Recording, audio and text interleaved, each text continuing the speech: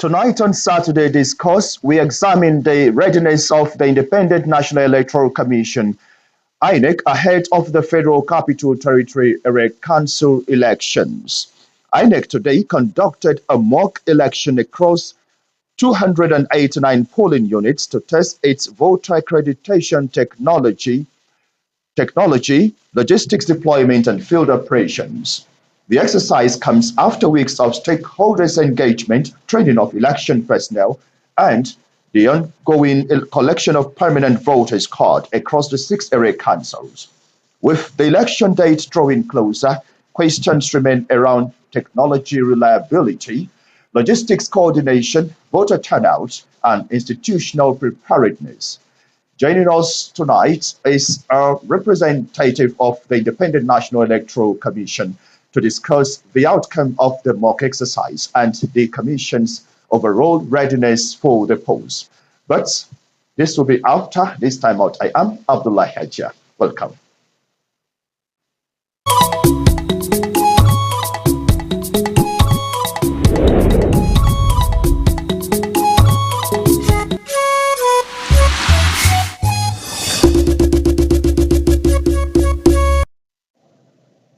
Thank you for choosing to stay tuned to NT Channel 5 Abuja. Now let's begin with the stories.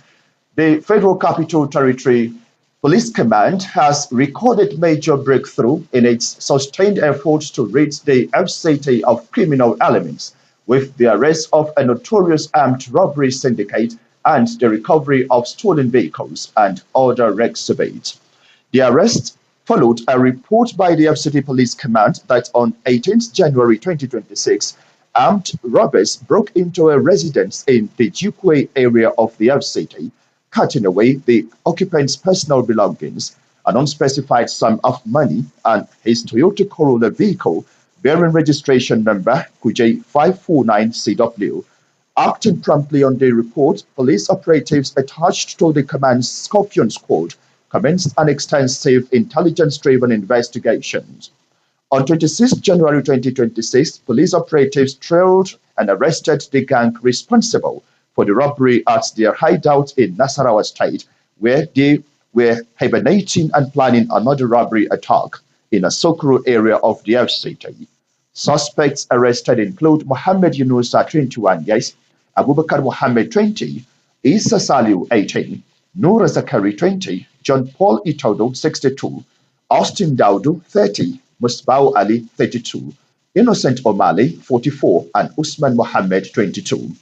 Items recovered from the suspects include 4 television sets, 5 HP laptops, 2 Lenovo laptops, 1 Xerox laptop, 1 Dell laptop, 2 generators, 2 solar batteries, 1 pumping machine, 1 DJ mixer machine, 4 club lights, 1 speaker, 10 bottles of Lambrusco wine, 60 bottles of red wine, 1 Go TV decoder, 1 knife, 1 cooking gas cylinder, 1 LG home theater, 1 grey Toyota Camry with registration number MUS234CW, 1 ash-colored Toyota Corolla with registration number QJ549CW, 1 ash-colored Toyota Camry with registration number MKD372AU.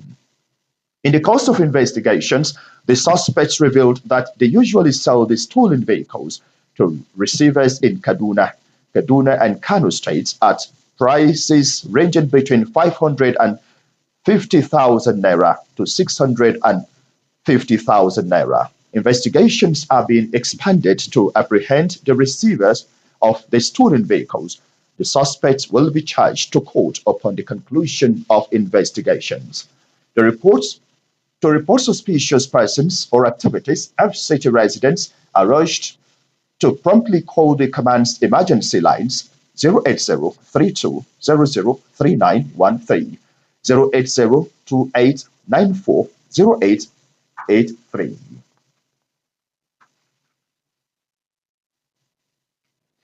Now to our very focus of the day. Election readiness was put to the test in the Federal Capital Territory as the Independent National Electoral Commission (INEC) carried out a mock poll across 289 polling units. The The exercise was monitored by the INEC chairman, Professor Josh Amuputin, alongside national commissioners, the FCT resident electoral commissioner, and other principal officers of the commission. Political correspondent Rabiat Shaib now reports.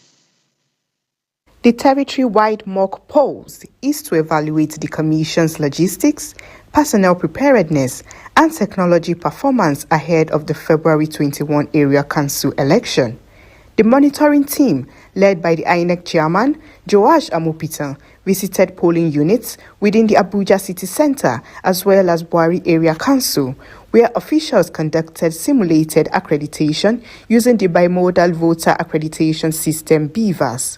Interacting with polling officials, the INEC chairman received feedback on device functionality and process flow, with reports indicating stable performance of the BVAS and efficient voter processing time. So far, I am very satisfied that the BVAS has worked excellently well. You can see even at this polling unit, about 11 voters have been attended to. They have been accredited and they have voted. So we've got somebody who has voted to come back and see whether the BVAS will allow him. Well, we all saw it, that the BVAS pop up immediately that this person has been accredited.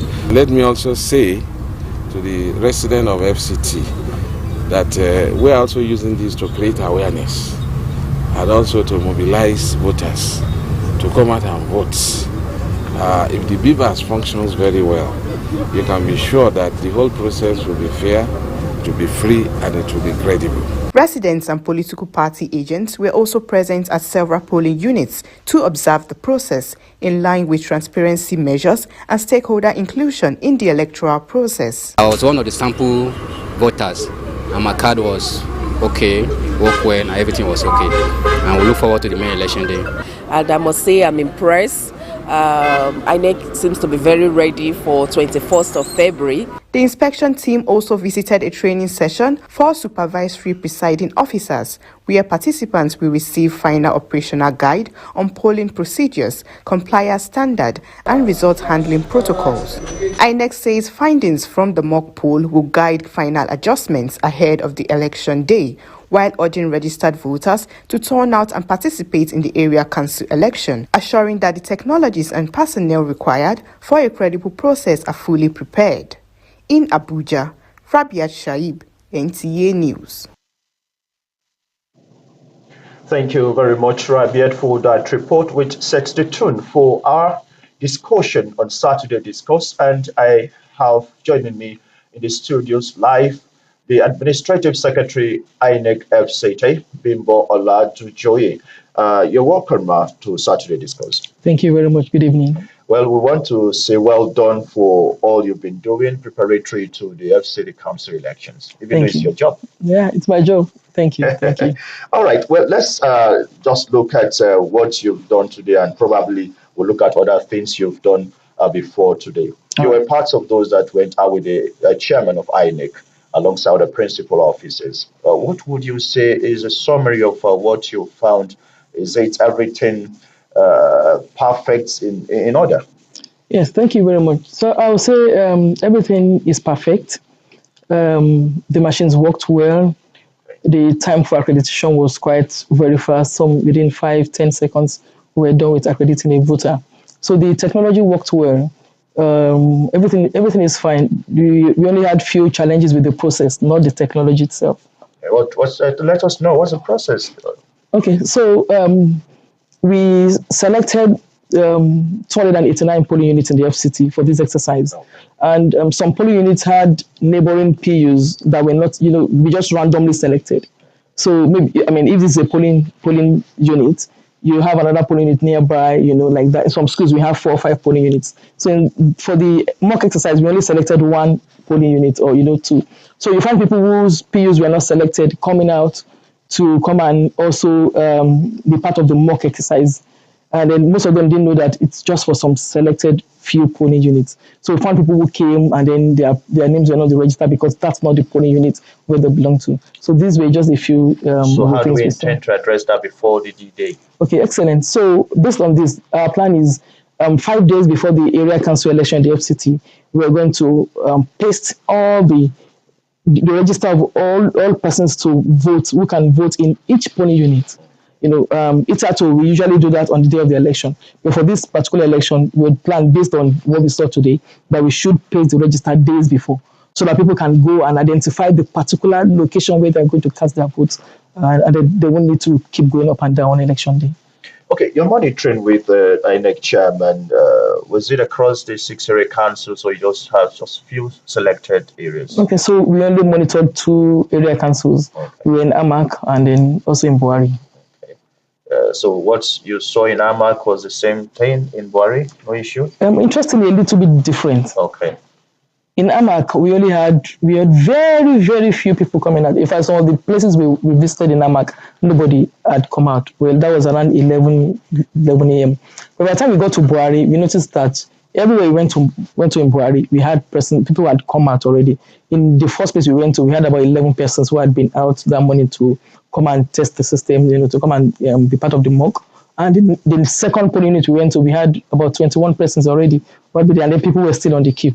So that was the difference we found. We found that in the township, people just didn't even bother about the exercise. Despite the fact that we sent out SMS messages to everybody who's registered in all the 289 PUs. We sent messages to about 170,000 persons. So we thought people would really come out. But somehow we were quite disappointed to see that a lot of people didn't come out. You don't think we should tie it to probably inadequate sensitization? Okay, so we actually tried to do that. I mean, everybody got an SMS on his phone. In fact, people called and we asked, we got SMS, yes, it's for my neck. So we actually did that to ensure that everybody who had a phone number, with us, actually got the message. So that was, for me, that was quite critical. We also had paid adverts on TV. I know NTA and some other channels, some other stations also had the press release yesterday. We were actually on the social media everywhere to sensitize people. Even the chairman had stakeholders meeting this week, and he announced it at every of the stakeholders meeting that we were going to have this mock exercise. Okay, I also learned that you had a stopover at a training center. So yes. How far so far with the training? Have we crossed our T's and dot our I's, or the training will still be on, maybe close at this to the election? Okay, so the training there's a currently ongoing training of those we call the supervisory presiding officers. That will end tomorrow. Okay. Then next week we're going to have training of the real poll officials that will be at the polling stations. Over 1 million registered voters are expected to, participate in the elections, 2026 area council elections. How far so far with the collection of PVCs now? Okay, collection of PVCs is quite encouraging, very, very, very encouraging. A lot of voters who are actually really willing to vote have come to pick up their PVCs.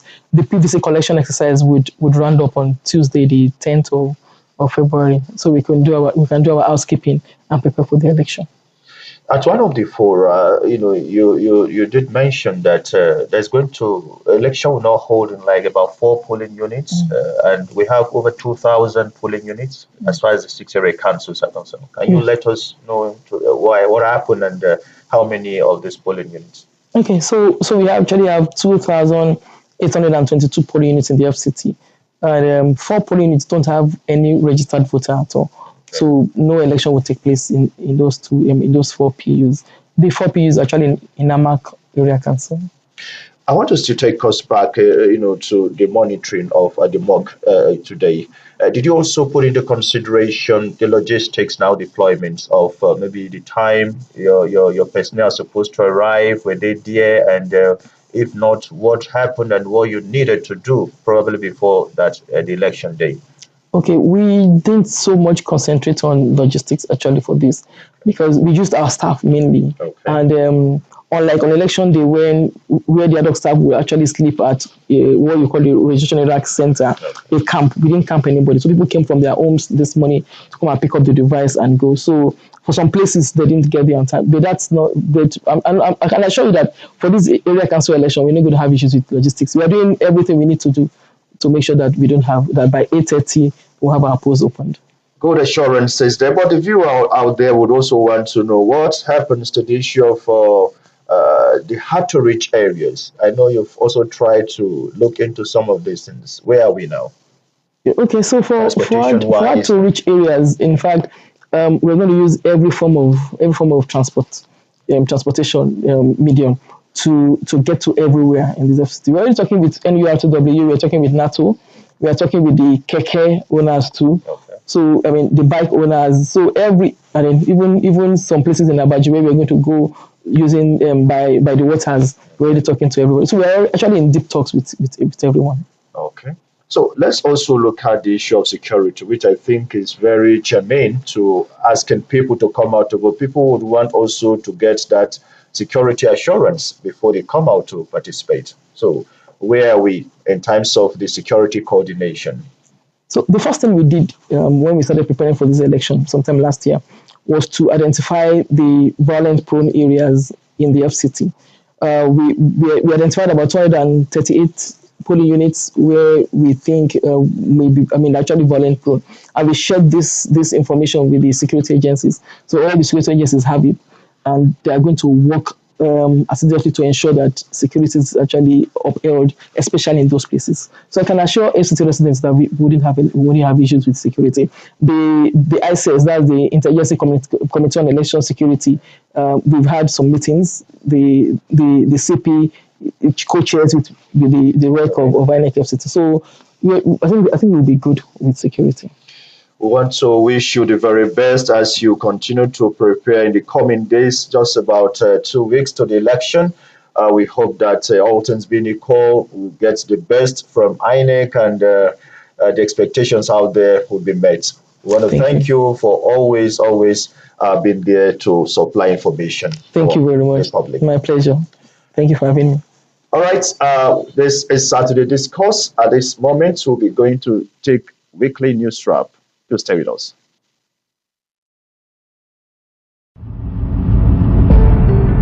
Hello and welcome to Weekly News Wrap, your roundup of activities that made headlines in the week. I am Hawa Gimba. During the course of the week, we brought to you security developments as President Bola Tinubu ordered the deployment of Army Battalion to Kaima local government area of Kwara State following a deadly attack on Woro community. The battalion is to lead Operation Savannah Shield to protect vulnerable areas, while the president also directed support for the affected families and swift action to bring perpetrators to justice. Moving on to infrastructure matters in the territory, the Minister of the Federal Capital Territory, Nyesom Wike, has inspected ongoing road construction projects, including the 7-kilometer road linking Tungam Madaki with neighboring communities. The visit is aimed at ensuring timely completion of key infrastructure projects. The Federal Capital Territory Administration has also announced plans to celebrate Abuja at 50, which coincide with the 3rd anniversary of President Bola Tinubu administration. The announcement was made by the FCT Minister during a meeting with staff of the Federal Capital Territory Development Authority. And on electoral matters, the Independent National Electoral Commission, INEC, has registered 2 political parties, the Democratic Leadership Alliance and the National Democratic Congress. INEC chairman disclosed this at the quarterly consultative meeting with leaders of political parties, bringing the total number of registered political parties in Nigeria to 21. During the week, Nigeria joined the global community to mark World Cancer Day, raising awareness about cancer promotion, prevention, encouraging early detection, and improving access and treatment and care. The observance, led by the Union for International Cancer Control and supported by the World Health Organization, brings together governments, health institutions, civil society, groups and individuals across the world. And finally, February 6th is observed globally as the International Day of Zero Tolerance for Female Genital Mutilation. The United Nations says the day reinforces the call for sustained action to protect the rights and dignity of the girl child and bring an end to harmful practices worldwide. And that's all we have for you this week on Weekly News Wrap. Join us again next week. Moving on to other stories, the Atache People's Initiative says the fundamental socio-economic rights and continued existence of the indigenous peoples of the FCT remains a priority in its advocacy for better life and opportunities for the people of the FCT. The group in a press conference reiterates its push for social justice that will ensure the causes of the FCT people are met. Yours sincerely reports. Since its creation, the Atache People's Initiative has become a catalyst for pushing local and international partnerships that will create economic and social opportunities for the indigenous peoples of the FCT. Cultural and traditional preservation, bridging knowledge gap, have been in the forefront of the advocacy of the group. This press conference is a review of the activities and progress made so far in the push for inclusion for the indigenous peoples of the FCT to be carried along in the socio-economic developments of the FCT through policy formulation and implementation. Identifying concrete barriers to economic participation and catalyzing government partnerships. Youth express strong willingness to engage once platforms are provided, signaling significant untapped potential for leadership and economic participation within OI communities. While appraising the successes made so far, the pressure group and community-based organization reaffirmed commitment to monitoring political and social developments as they continue to engage constructively until their rights are not only guaranteed but seen to be demonstrated. Our next phase priorities: youth economic pathways, operationalize partnerships with NDE to facilitate skills assessment, training, enrollment, and job placement for indigenous youths, cultural preservation infrastructure, pilot digital documentation project to archive indigenous languages, traditional knowledge, and oral histories. The organization is also championing the cause of people living with disabilities. In Abuja, Abdullah Hajia, NTA News. Arsenal are now 9 points clear on the table. Manchester United also got a win, as well as Chelsea. For other sports stories, let's join our sports desk for Sports Brief. Nigeria's tennis team is in action at the Lagos Lawn Tennis Club, hosting Uzbekistan for a crucial Davis Cup World Group 2 playoff tie. The Uzbekistan team, consisting of 3 players and 4 officials, arrived in Lagos on Sunday night, finalizing their preparations for the event. Nigeria's 5-man squad, including Daniel Adeleye and Kanis Abua, will compete with the nation's pride on the line in this premier international team competition. And Nigerian Premier Football League was at the center of dramatic off-pitch story this week as Kun Khalifat FC of Owerri announced its withdrawal from the league. The club cited unfair sanctions as the reasons, specifically a penalty for failing to honor a match against El Kanemi Warriors. However, in a stunning reversal, the club made a U-turn just 1 day later. Following positive discussions with the league management board, Kun Khalifa FC issued a new statement confirming its reinstatement and immediate return to the competition. With Sports Brief, Wayne Lugu, NTA News. Before we go, let's quickly tell you that at halftime, Brentford are leading 2-1 against Newcastle at home. On that note, we want to thank you for joining us on Saturday Discourse. Let's do it again next week. I am Abdullah Hajia. Good evening.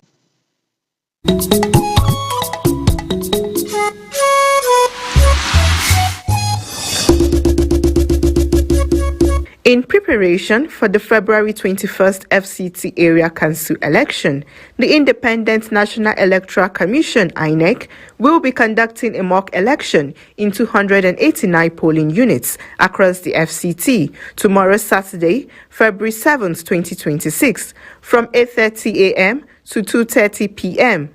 In a statement signed by the Resident Electoral Commissioner, FCT, Aminu Kasimu Idris, voters in the affected polling units are encouraged to turn out with their PVCs and take part in the mock election to help INEC fine-tune the process for the election. INEC wishes to assure FCT citizens of its readiness to conduct a successful area council election on Saturday, 21st February 2026. INEC, making your votes count. INEC, consolidating our democracy.